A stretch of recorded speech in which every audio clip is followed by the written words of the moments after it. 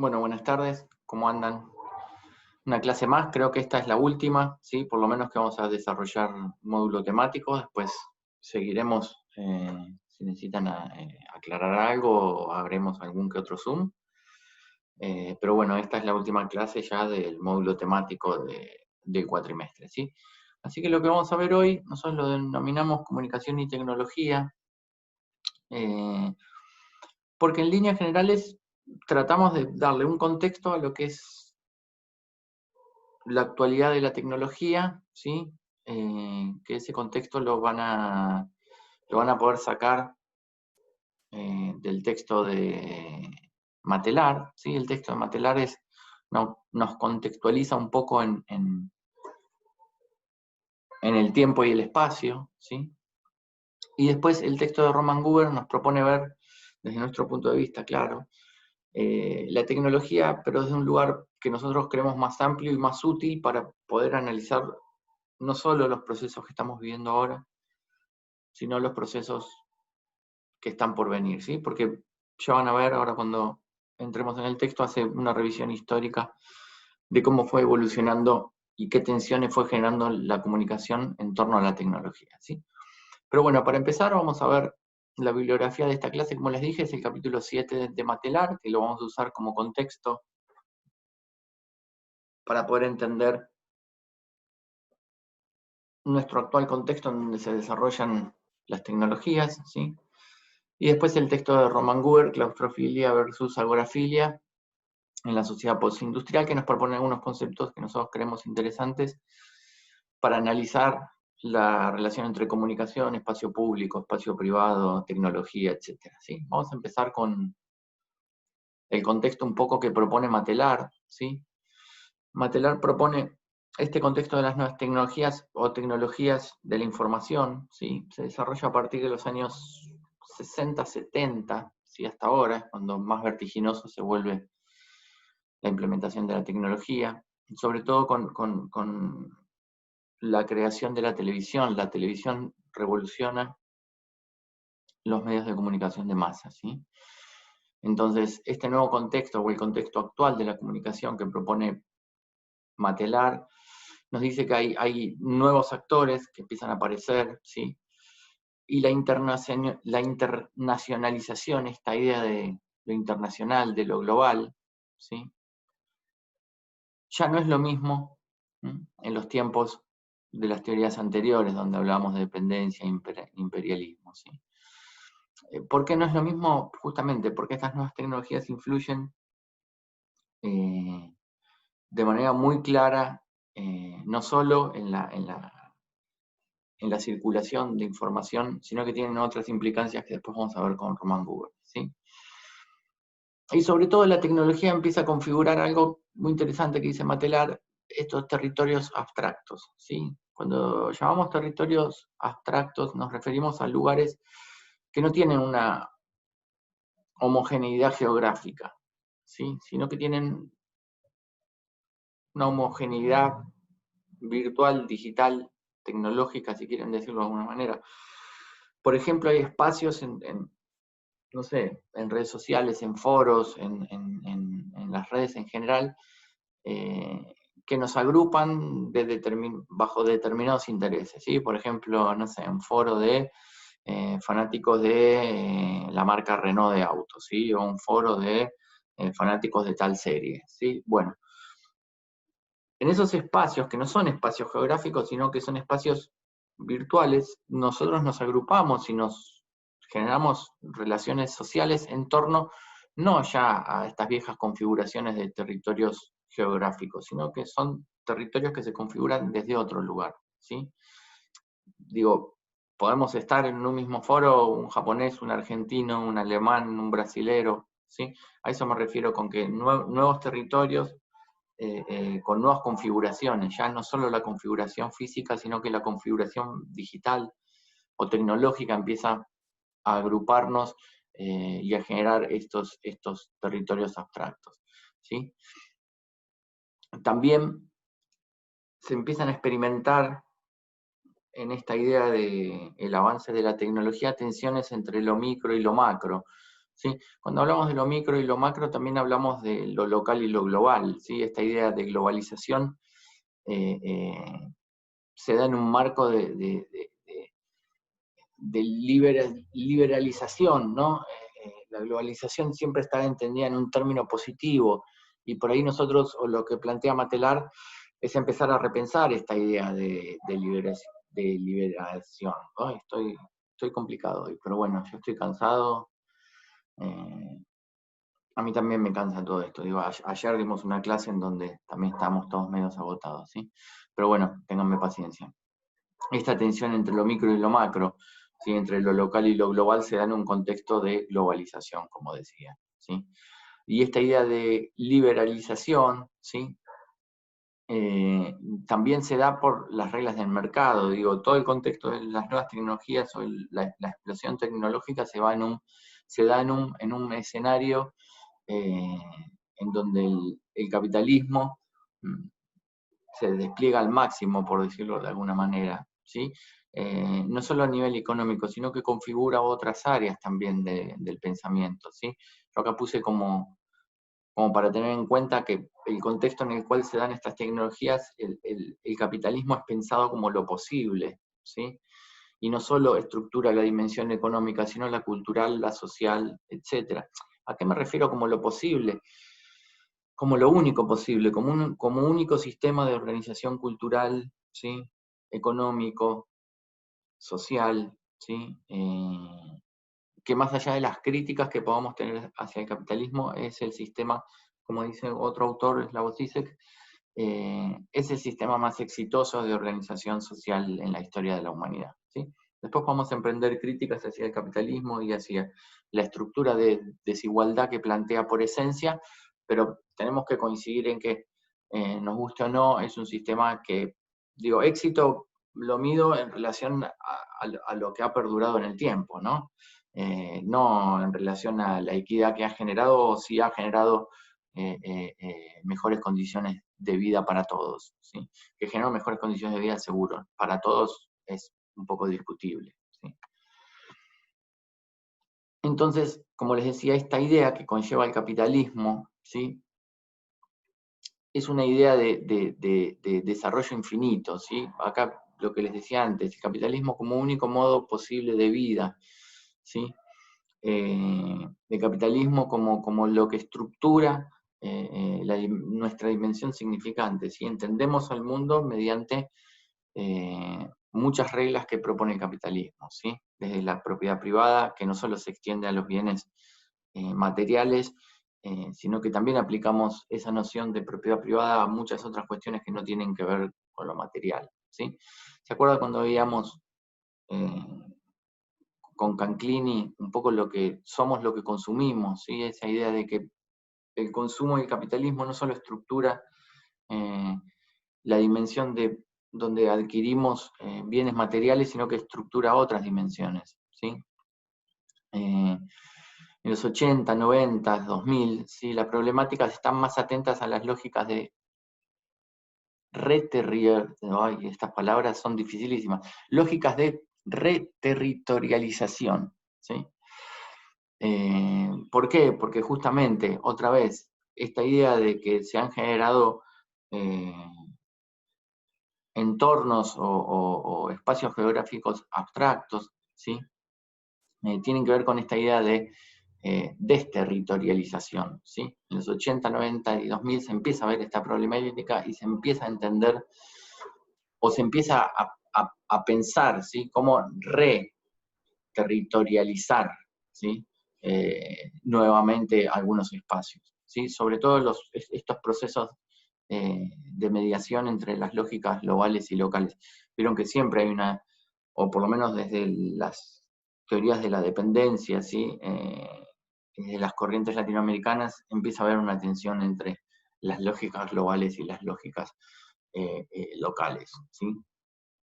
Entonces, en este contexto en el que se dan las nuevas tecnologías, tanto Asia como América Latina empiezan a reflexionar sobre estos complejos procesos de apropiación y resistencia de las cuestiones culturales, ¿sí? Como les decía antes, en donde vimos nosotros lo vimos con Canclini o con Barbero. Con Barbero creo, ahí me estoy confundiendo. Canclini no lo agregamos, así que no se vuelvan locos, perdón, ahí me equivoqué. Lo vimos con Barbero, pero tanto Barbero como Canclini, como otros autores como Appadurai, proponen esta visión de la comunicación y repensar estas tensiones, ¿sí? En América Latina, estas tensiones se dan entre las culturas populares y la producción de industrias a gran escala, ¿sí? O la producción de cultura industrializada, por decirlo de alguna manera, ¿sí? Y esto también lo que genera, con lo que decía antes, con esta idea de la generación de espacios abstractos, ¿sí? Hace que el espacio público también empiece, no sé si a cambiar drásticamente, pero sí a redefinirse, ¿sí? Acá pusimos mutación del espacio público. Esta idea de mutación tiene que ver con esta idea de la redefinición del espacio público, ¿sí? El espacio público en el que vivimos hoy, y más en este contexto de pandemia, no es el mismo espacio público, por lo menos no está configurado de la misma manera que lo era hace, no sé, 100 años, 60, 70 años, ¿sí?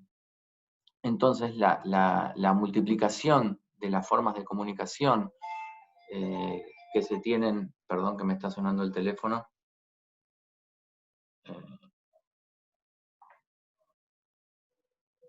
perdón que me suena el teléfono, pero si corto tengo que empezar a decir todo de nuevo. En América Latina, perdón,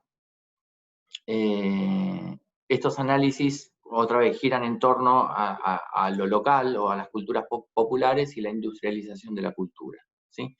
Les hablaba de la mutación del espacio público, ¿sí? O redefinición, ¿sí? Pero también hay una multiplicación en las formas de comunicación, ¿sí? En muchos sentidos impulsadas por ONGs, ¿sí? Pero que también proponen, ¿sí? Un proceso de mundialización o de globalización en América Latina, ¿sí? Las ideas principales que se dan en este contexto, y lo importante de entender para este contexto es empezar a pensar qué sentido, esto que puse acá abajo, qué sentido tiene para cada comunidad, para cada cultura, ¿sí? Las múltiples conexiones que hoy tenemos, ¿sí?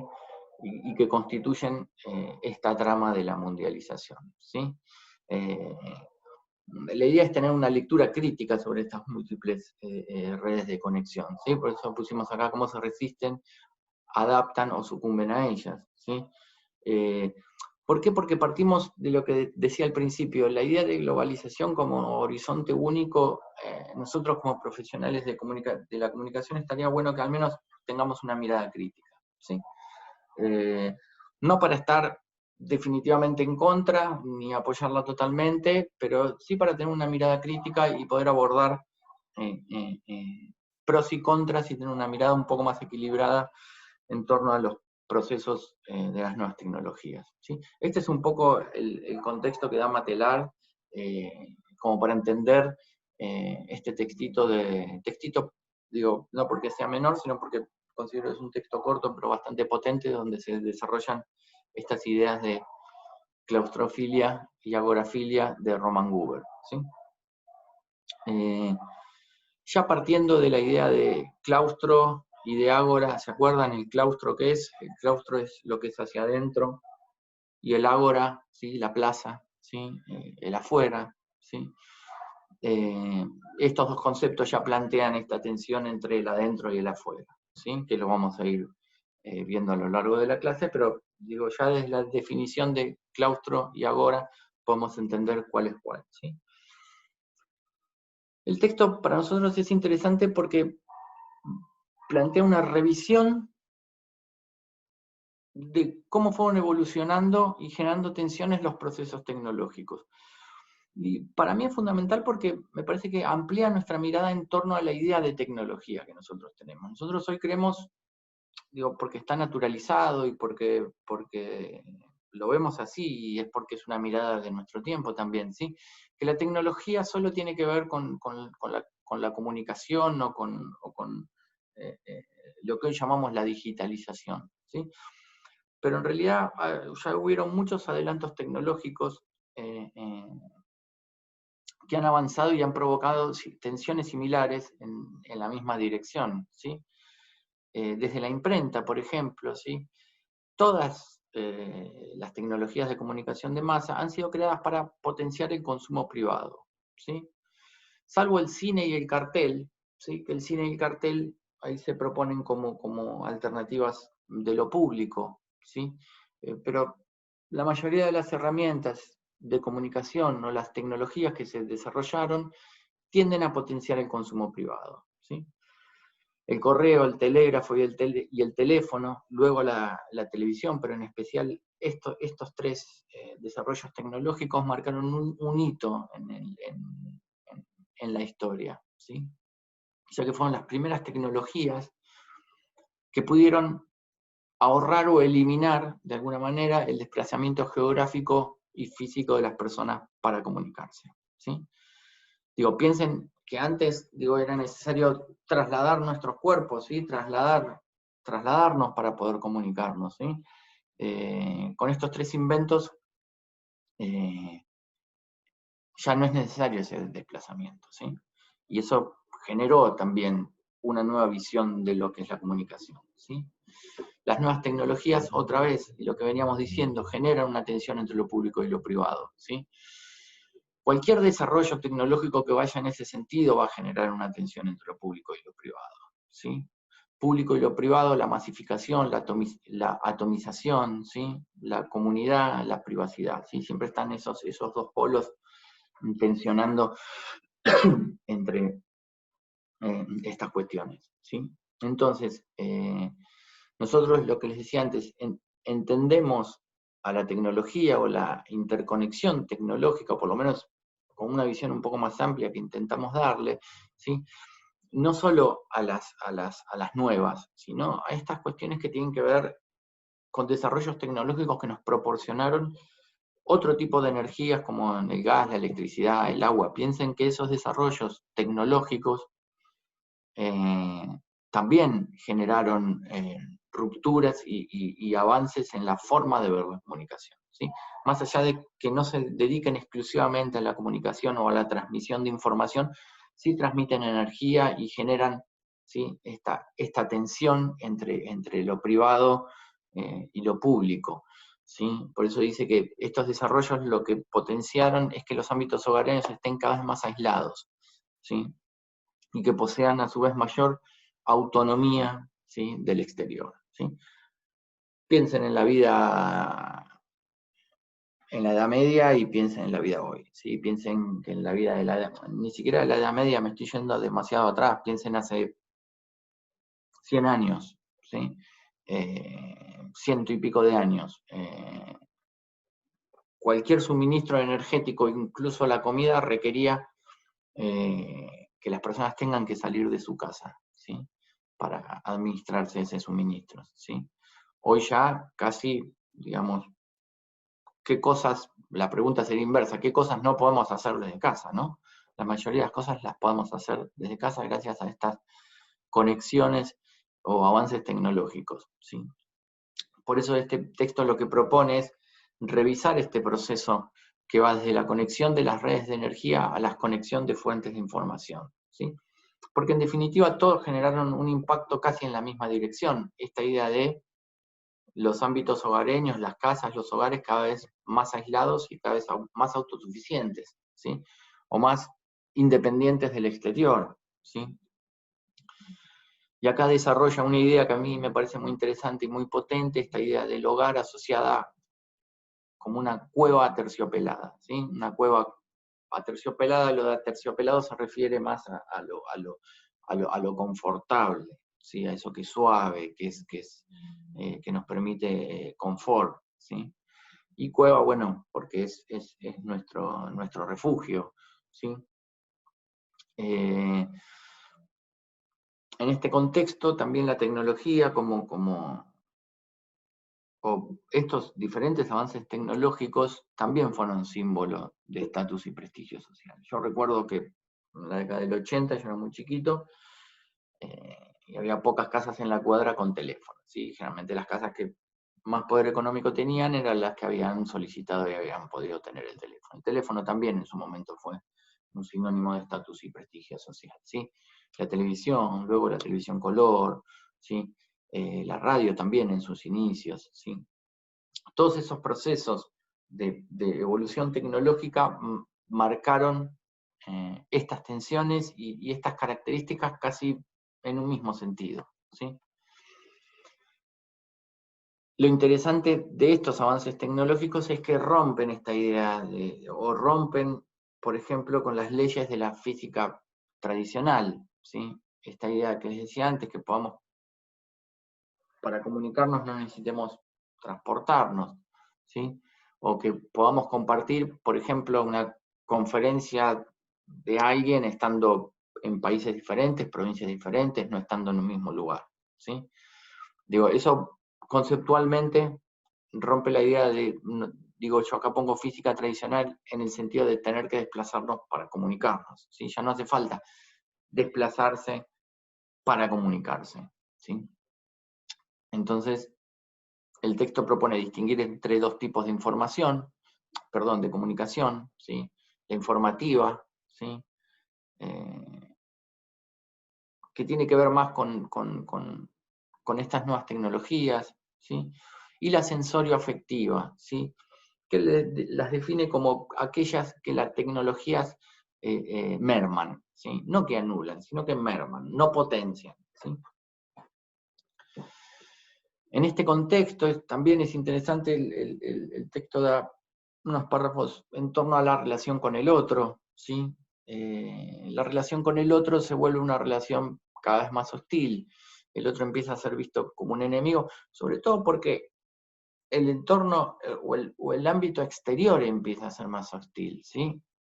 Empieza a ser más hostil por el desarrollo social y económico, ¿sí? En los 90 el neoliberalismo propuso también una dinámica de libre mercado y competencia laboral que hacía que el entorno exterior sea mucho más hostil. Hoy con esta pandemia creo que el entorno es claramente mucho más hostil y de hecho estamos refugiados en nuestra cueva aterciopelada, dándole como la frutilla del postre al triunfo de la privacidad, ¿sí? Está bien, es un contexto especial, digo, pero más allá de eso también esta pandemia va a reconfigurar muchas formas de ver lo público y lo privado, el adentro y el afuera, ¿sí? También esta idea de las industrias culturales agorafílicas o claustrofílicas, se suma esta idea de ocio. El ocio también es colonizado en esta misma dirección. La tecnología también potencia la colonización del ocio. ¿Sí? Esto ya lo vimos con la teoría crítica, pero acá lo vemos dividido en ocio agorafílico y ocio claustrofílico, ¿sí? ¿Cuál es el agorafílico? Y aquellos que tienden más hacia el afuera, los recitales, un estadio,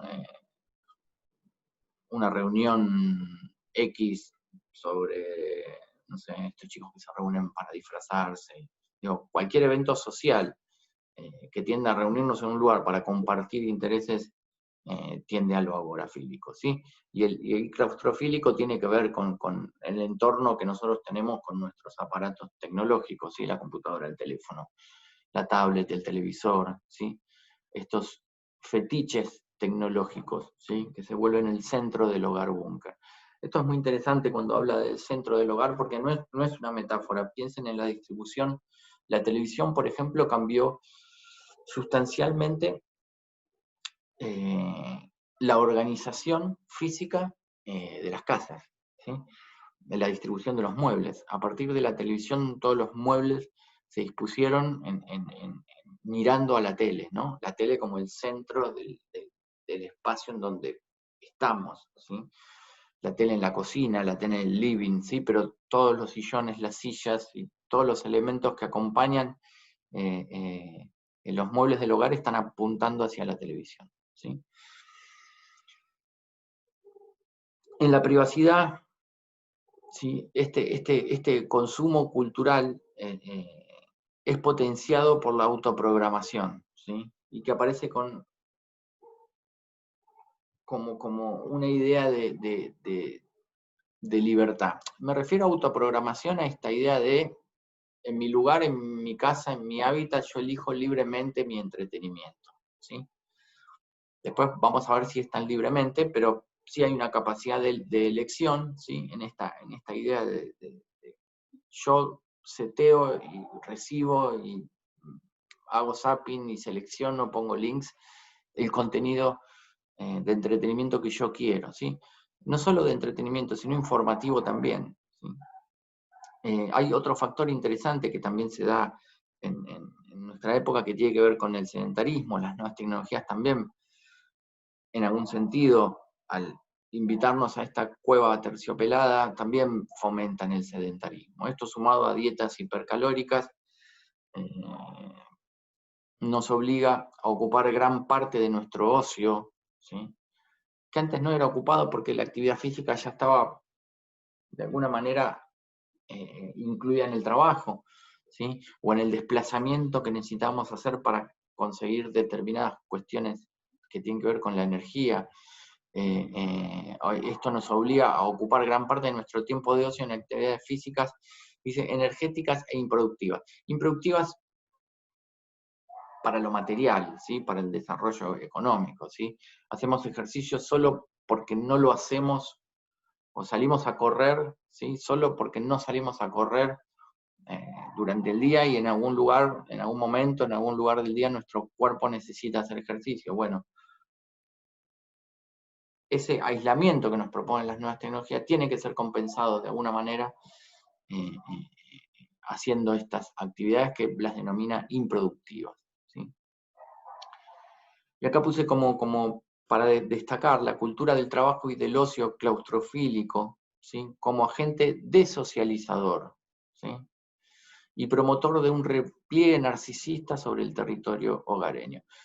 Desocializador, ustedes me van a decir, no, pero yo por las redes sociales tengo relación con mis amigos, bueno, está bien. Desocializador se refiere a esta idea, otra vez, a lo sensorio afectivo, ¿sí? A esta idea de, y hoy lo vemos más, en este contexto de pandemia me parece que es súper interesante analizar esto, ¿sí? Esta idea de no poder estar con los otros, ¿sí? Esta idea de no poder compartir, ¿sí? Esta idea de estar con los otros, pero acá, a través de algo que no estamos, ¿sí? Me están viendo por ese cuadradito, pero en realidad no estamos juntos, ¿sí? No estamos compartiendo un espacio vital en donde no solo compartimos las experiencias que yo les pueda transmitir a partir de las lecturas que yo haya tenido de los textos, para que ustedes puedan acceder a esas lecturas, sino también que se comparten otras cuestiones que acá lamentablemente no estamos pudiendo compartir, ¿sí? Hasta acá el texto parece que es solo negativo, o que apunta solo a las cuestiones no buenas que propone la tecnología, sí, pero también tiene un apartado y también intenta ver las cuestiones positivas que podemos encontrar en estos nuevos desarrollos tecnológicos o en esta evolución de la tecnología como que nos alimenta esta cueva terciopelada, ¿sí? Algunas de las cosas positivas de este modelo permite ayudar a mantener y consolidar la unidad, ¿sí? De la intercomunicación familiar en una sociedad altamente centrífuga y disgregadora. Centrífuga se refiere, vieron que lo que es centrífugo como el lavarropas expulsa, ¿sí? Las sociedades hoy están marcadas por esa idea de centrifugación, ¿sí? De centrifugado, perdón, ¿sí? El centrifugado responde a esa idea de que todo por la velocidad misma de la dinámica no es una dinámica inclusiva, sino expulsiva, ¿sí? Otra de las ventajas es que permite, esto que hablábamos antes, permite recibir información externa y gozar de espectáculos de entretenimiento, de información, con otros de manera instantánea, ¿sí? No solo las transmisiones en vivo, sino el WhatsApp permite comunicarnos con un montón de gente, estén donde estén, de manera instantánea, punto a punto, ¿no? Punto a punto me refiero a cada uno tiene un aparato y no hay ningún intermediario, ¿sí? lo que decíamos antes, nos protege de la caótica y ruidosa vida exterior, ¿sí? Competitiva y hostil, ¿sí? Más en estos contextos, eso se ve un poco claramente, ¿sí? También supone, también algo que decíamos antes, pero lo rescatamos ahora, supone una economía de tiempo, dinero y espacio, ¿sí? En el desplazamiento y ahorro energético. Y es cierto que se puede participar de muchas experiencias de ocios o informativas de una manera que no podría hacerse de la manera tradicional física, ¿sí? No podríamos trasladarnos y ver un recital en Londres a las 4 de la tarde y una transmisión en vivo desde Constitución a las 8 de la noche, ¿sí? No. A eso me refiero con que rompe por ahí esta idea de la física tradicional, ¿sí? Esto se da un poco en un contexto, el análisis en un contexto en donde no se tienen en cuenta algunos factores que es importante tener, como por ejemplo, este desarrollo tecnológico no afecta a todos de la misma manera, ¿sí? Las clases menos favorecidas no tienen una cueva terciopelada tan buena como las clases más favorecidas, ¿sí? Tan buenas me refiero a equipamiento y dimensiones y acceso a otro tipo de energías también, ¿sí? Por eso digo, las clases menos favorecidas no tienen una experiencia tan placentera y lúdica, ¿sí? Con respecto a las nuevas tecnologías, como lo pueden tener otras clases, por una cuestión de equipamiento y de lógica, ¿sí? Uniendo un poco todo lo que planteaba Matelar y este texto de Google hasta acá, esta revolución tecnocientífica, ¿sí? Es también una revolución territorial, ¿sí? Demográfica y ecológica, ¿sí? ¿Se acuerdan esto de unir diferentes líneas? Digo, si yo uno una ciudad con otra, estoy haciendo un vínculo de comunicación entre dos ciudades, ¿sí? La tecnología revoluciona esa idea de generar una revolución comunicacional solo afectando lo físico, ¿sí? Por las cuestiones que vimos de instantaneidad y reproductibilidad, ¿sí? Y para ir terminando, es un texto bastante sencillo, digo, que propone, siempre pivotea entre estas dos ideas, el adentro y el afuera, lo público y lo privado, la agorafilia y la claustrofilia, pero me parece interesante otra vez, para poder entender la tecnología en un lugar más amplio, ¿sí? Y lo interesante es que también propone que ambas formas de entretenimiento, ¿sí? Son complementarias, ¿sí? No intenta hacer solo una demonización de lo tecnológico o viceversa. Me parece que es interesante para un análisis equilibrado rescatar lo bueno de las tecnologías, pero también señalar aquellas cosas que no están tan buenas o que no nos impulsan a una vida un poco más, no sé si llamarlo equitativa, a sociedades más equitativas o a una vida más placentera, ¿sí? Todo tiene como un lado B también que está bueno ver, ¿sí? Entonces, este ocio privado y claustrofílico se puede asociar con conceptos como territorialidad, protección, seguridad, refugio, ¿sí? Introspección, introversión, ¿sí? Mientras que el ocio agorafílico, el de afuera, ¿sí? Es que necesitamos salir de nuestra cueva para poder experimentarlo, se puede asociar, que es el cine, el bar, la calle, ¿sí? Puede estar asociados a ideas como fiesta, comunidad, extroversión, interacción personal, ¿sí? Etcétera, etcétera. Lo importante es, me parece que lo que plantea este texto no trata de comparar la comunicación en un solo estadio, sino que diferencia esta comunicación informativa de esta comunicación socioafectiva, ¿sí? Y me parece que lo que hay que rescatar de esto es que las nuevas tecnologías en gran medida no promueven